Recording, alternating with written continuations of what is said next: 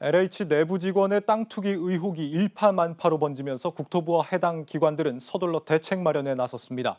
하지만 현재 제도상으로는 이 투기 발본색원이나 합당한 처벌 모두 쉽지 않아 보입니다. 신인규 기자입니다.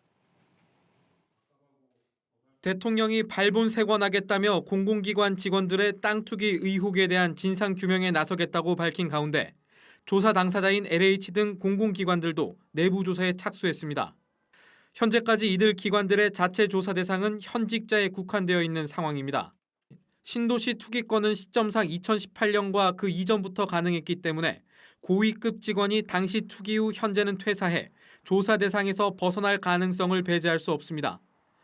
퇴직자들의 경우 개인정보는 갖고 있지만 관련 법상 직원 동의가 필요하기 때문에 어렵다는 게 자체 조사에 들어간 기관들의 설명입니다.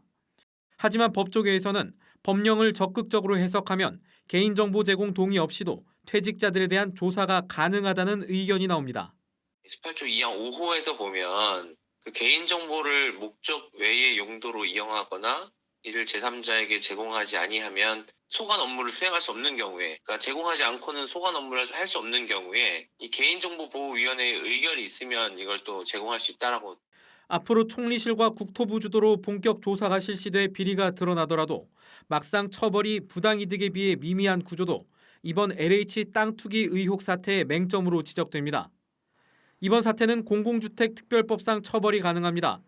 하지만 내용을 살펴보면 5년 이하 징역 또는 5천만 원 이하 벌금, 1인당 수억 원 이상의 차익을 기대할 수 있는 토지 투기에 비해 처벌은 미약한 수준입니다. 이 같은 상황에서 부동산 투기 발본색원이 가능할 것으로 기대하는 시선을 찾기란 어려운 것이 사실입니다. 단시간적으로는 일단은 국민들이 조금 안 좋게 보는 부분들에 대해서는 그렇게 해주셨기 때문에 좀 나아질 거라고 기대를 하는 부분은 있겠지만 나중에 또 이런 일이 없을 거라고는 생각을 못 하겠고.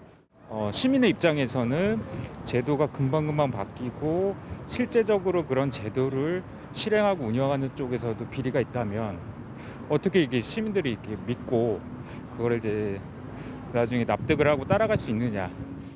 이르면 다음 주부터 LH 사태 관련 정부 조사단이 꾸려질 전망인데 부동산 정책 성패를 좌우할 비리 문제를 뿌리 뽑기 위해선 예상을 뛰어넘는 강력한 조사와 대처가 이뤄져야 한다는 목소리가 커지고 있습니다.